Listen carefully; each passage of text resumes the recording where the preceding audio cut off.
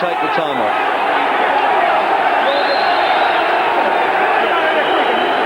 There we go. It was well covered there from the cameraman. He got everything that happened. You were right in there with him. Well, I said earlier Wharton would have to start backing Benn up if he wants into the fight. He started trying to do that now. Now he's got a chance to get some power into his own shots. Benn just lost a little bit of his composure, looking a little bit ragged at times. Yeah, his own defence, a little bit open, Reg. Yeah, a little bit of the impetus.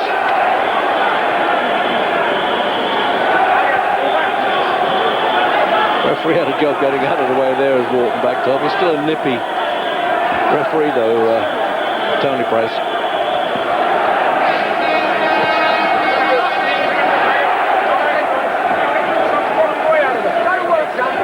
Talking to him the whole time there, Perez. He's trying not to interfere there. That's good. Referees like to do that. Control it from away from the boxers by word and not by strength.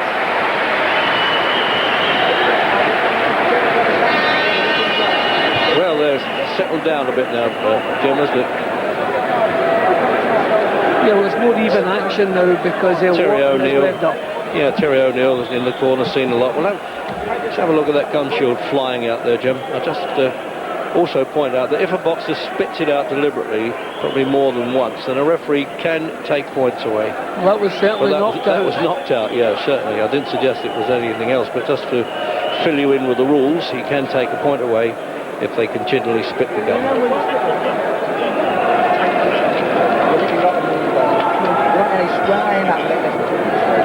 A little dab of a no plead there early on, Benn, but it didn't seem to matter. Get that in the schoolyard, he'd probably say. Coming out early for work in the 8th round.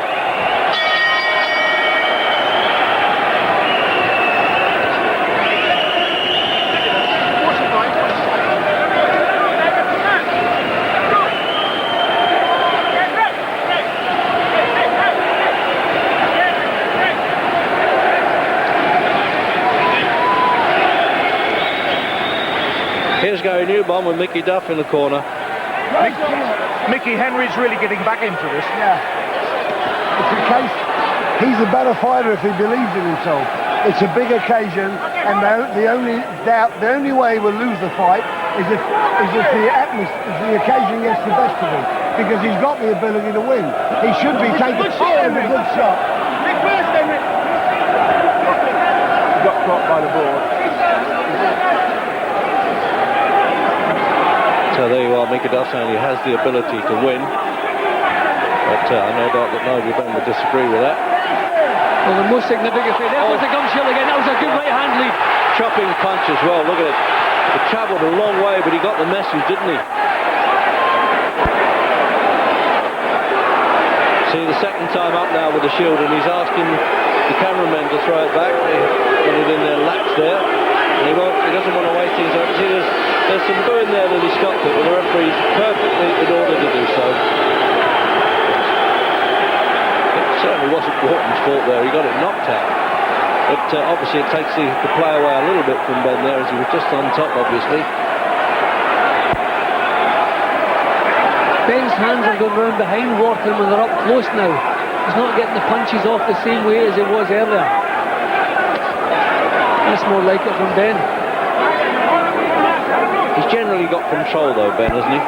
Yeah, he's boxing well, very well controlled. He's just a little bit looser now than he was in the first 4 rounds. Wharton was doing exactly what Benn wanted him to do, backing off with a tight defence, not throwing too many. But now Wharton's trying to back him up, and it's much tougher for Benn.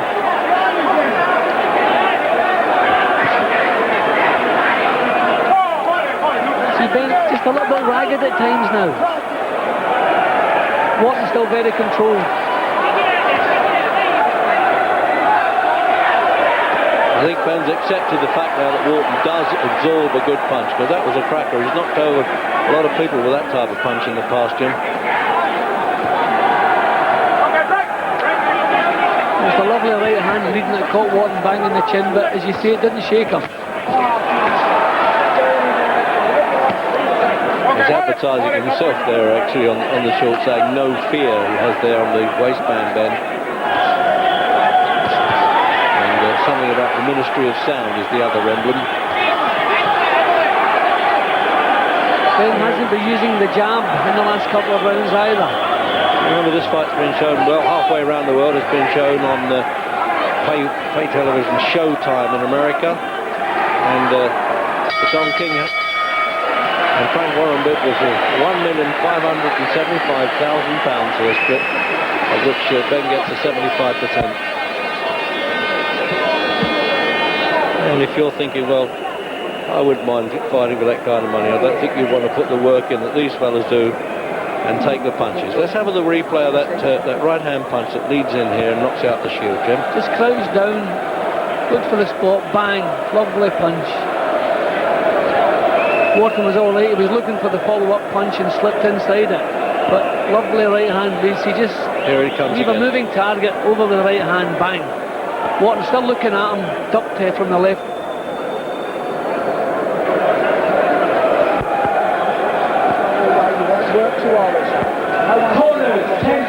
Wow, they're really stirring him up in the corner there, aren't they?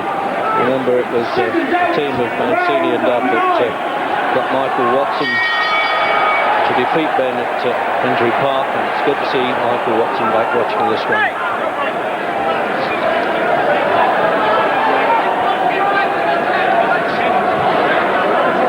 Ninth round.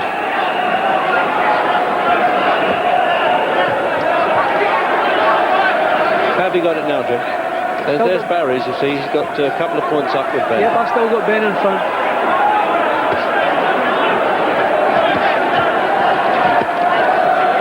What would worry me if I was in Ben's camp is the fact that he's just a little bit more ragged than he was earlier on. He's trying some wild right hands, which he wasn't doing earlier. But you have to expect the longer the fight goes and the harder, and you begin to tire a little bit. But he's making some mistakes now, Ben.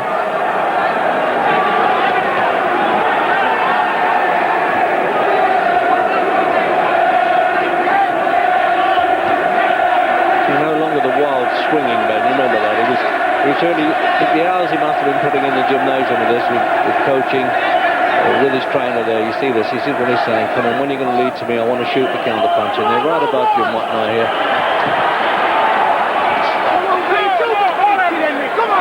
Wharton's trying to work behind the jab now.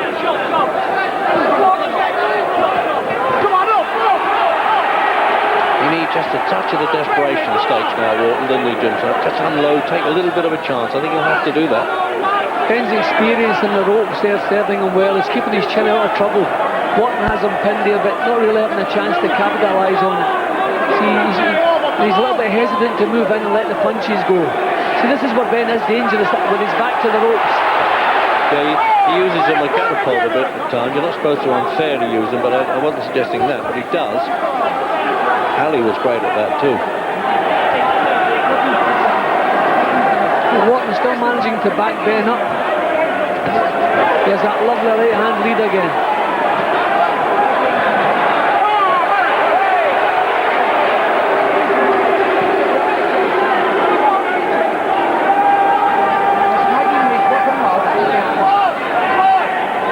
Ben a lot looser legs, a lot more ragged. I wonder maybe if he's feeling the pace. He's putting a lot of good work in the first 9 rounds here.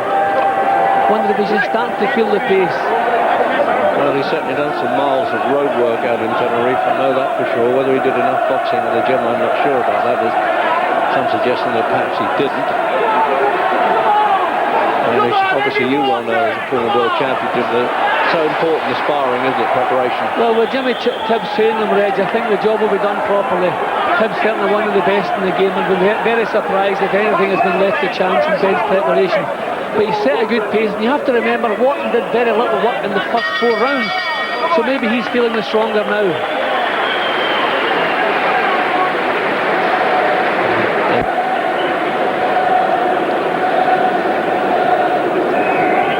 So over to Gary's got Peter de Freitas with him.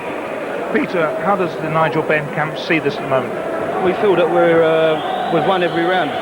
We feel at the moment he's working well behind the jab. Well, he wouldn't have won the round where he was knocked down. Yeah, I mean, apart from that, did he take a point off? Yes. Oh, we didn't know that. Well, we think it was a knockdown from the replay. Okay, so we've won every other round. He's working well behind the jab. He's doing what the corner's asking him to do, and we're very happy he's boxing like a world champion. And what about Wharton? Well, he's strong and he's durable, and we're just working behind the jab, open him up through the middle and let things work off the jab. So you just, the message is keep it going. Keep it going and just keep working behind the jab. Work out off the jab. So there you are, that's the word from the other camp then. Coming up for the 10th. And, well, you might be just a little bit too anxious there, saying he's won every round, Jim. Yeah, slight exaggeration. I mean, Wharton is the man who allowed his opponent to have the big lead at the start of the fight, so he's given himself a mountain to climb. So he's the one who really has to raise the pace and keep it up. I mean, the signs that Benn's tiring a bit, he's still dangerous, still has the power. Yeah, He's a little bit ragged, and that's usually a sign of tiredness. looked like the old soldier there, Benn, from the Royal Fusiliers, wanted to get a touch of the collateral bombing stakes there, didn't he? Winging away if he could. See, I always feel that too much of the time Wharton has just been a little bit hesitant to let his punches flow. And he's backing Benn to the ropes.